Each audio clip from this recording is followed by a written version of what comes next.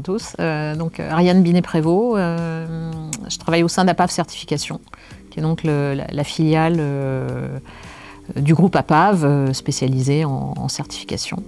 L'APAV est un groupe international spécialisé dans la maîtrise des risques, qu'ils soient humains, techniques, environnementaux ou cybersécurité. Et donc APAV Certification est filiale du groupe APAV et donc l'organisme certificateur tierce partie du groupe.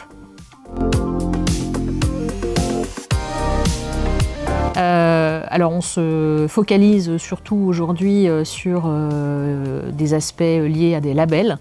On a plusieurs labels en fait sur lesquels on intervient chez APAV Certification qui ont trait à la Silver Economy. Certains pour lesquels on intervient comme auditeur, simplement. Donc c'est le cas par exemple du label Amis des aînés ou le label Établissement bien traitant. Et puis un autre label qui est le label HS2, Haute Sécurité Santé, qui nous appartient et pour lequel on s'occupe du déploiement commercial et des audits.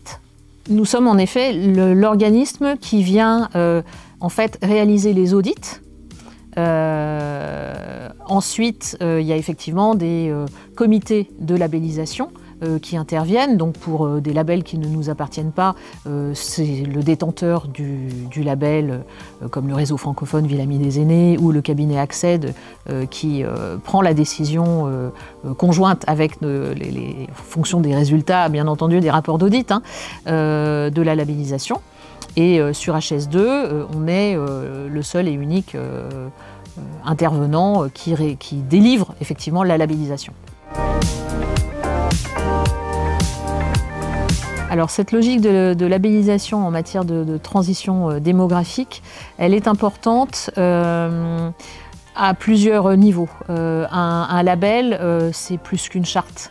C'est un outil qui va permettre effectivement de valoriser son savoir-faire. On est dans une logique d'amélioration continue. On est aussi audité par une tierce partie indépendante qui va venir vraiment vérifier et attester que les choses sont mises en place. Voilà, c'est pas un simple engagement qui n'engage que nous.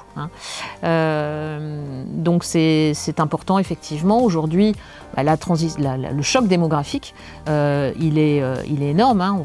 Ça touche tous les secteurs d'activité. Et nous, on intervient à plusieurs niveaux effectivement dans ce segment de marché aujourd'hui. Alors l'éthique, elle est importante en effet dans le cadre notamment des référentiels que l'on met en pratique au travers soit de l'habitat, soit des prestations de services, voilà, selon les champs, les métiers de chacun. L'éthique, elle est très importante parce qu'aujourd'hui, un senior potentiellement peut être une personne fragile et notamment parmi les nouveautés 2023, dans le référentiel prestataire de services, nous rajoutons des critères sur l'éthique commerciale. Parce qu'il est capital en effet que les entreprises s'engagent à respecter un certain nombre de choses pour ne pas profiter de la vulnérabilité ou pour pouvoir identifier justement qu'une personne est vulnérable et que du coup on va prendre un certain nombre de dispositions spécifiques. Alors un label, c'est vraiment un gage de réassurance pour le senior directement concerné, pour ses aidants et puis toutes les parties prenantes. Un investisseur, dans le cadre de l'habitat par exemple, il a la volonté en effet d'accompagner certains projets financièrement parlant, mais il n'aura pas forcément toutes les clés ou les ressources pour aller vérifier ensuite du bon usage de ces deniers. Donc c'est important effectivement qu'il puisse... on a un certain nombre de partenaires effectivement auxquels les financeurs réclament en effet la labellisation HS2. Alors les projets en cours de développement pour 2023, c'est la mise en place déjà du nouveau référentiel habitat que l'on a mis à jour fin 2022 avec les différents acteurs qui sont déjà engagés dans la démarche pour l'améliorer, le faire évoluer en fonction de l'évolution du contexte. Donc cette nouvelle version du référentiel habitat. On a également lancé une option qui peut venir s'y ajouter sur l'inclusivité, donc qui vient valoriser le lieu de vie inclusif et permettre effectivement de présenter un dossier bien ficelé au pouvoir public, en tout cas avec tous les éléments de preuve. Comme je l'ai dit tout à l'heure, on a également ajouté un volet de critères sur l'éthique commerciale dans le référentiel des prestataires de services. Et enfin, on lance un nouveau référentiel pour les bailleurs sociaux qui va venir valoriser en fait la politique senior du bailleur social. Tout cela, ça peut être réalisé grâce aux différents partenaires avec lesquels on travaille. Aujourd'hui, les professionnels de l'habitat, donc les bailleurs sociaux, les promoteurs immobiliers, les gestionnaires, les prestataires de services, bien sûr, les SAD, les pharmacies. Aujourd'hui, on a plus de 150 projets engagés dans la démarche sur une cinquantaine de départements.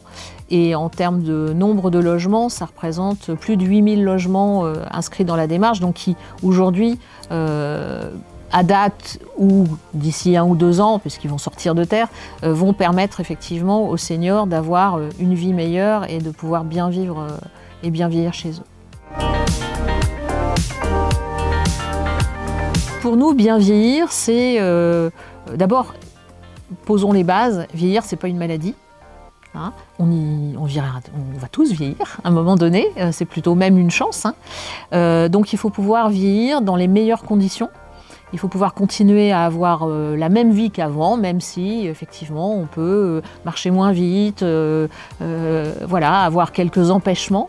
Donc c'est pouvoir avoir accès à du commerce de proximité, être dans un environnement favorable, avoir une vie sociale, avoir un logement qui va pouvoir anticiper aussi et prévenir les chutes. Voilà, nous on se situe vraiment dans une logique de prévention de la perte d'autonomie avec une vision écosystémique. Il y a tout un tas d'acteurs sur un territoire qui œuvrent au quotidien auprès des personnes âgées. C'est important qu'ils arrivent à travailler ensemble. On les évalue sur leur capacité justement à travailler ensemble aussi.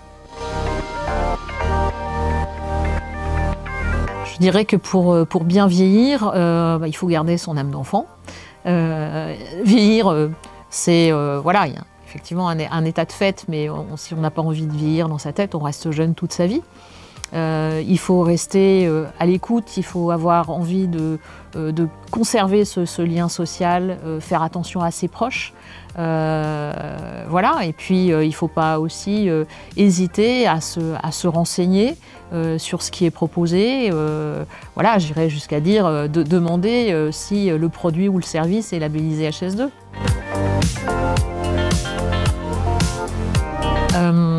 Le message que je pourrais adresser effectivement aux professionnels du secteur, c'est ce que je disais tout à l'heure, en fait, un label, c'est un outil marketing, bien sûr, mais c'est aussi un outil qui accompagne, qui a été développé avec des sachants. Personne n'a la science infuse. Il faut se poser dans une situation d'amélioration continue. C'est le principe de la qualité, hein. Mais voilà, HS2, c'est plus qu'une démarche qualité classique, c'est une démarche sociale, sociétale, collaborative. Donc c'est important d'apporter un gage de réassurance à l'ensemble de ses partenaires. Alors aujourd'hui, nous sommes partenaires de Silver Eco parce que je dirais que c'est l'organe média clé dans le secteur, qui est là pour faire se rencontrer les différents acteurs, faire progresser chacun. Et pour nous, c'est indispensable effectivement de participer au trophée. On aura la chance cette année d'ailleurs de participer au jury. Voilà, donc pour nous, c'est un moment très très important dans l'année où l'ensemble des acteurs se retrouvent et vont pouvoir travailler ensemble. On se voit à Cannes.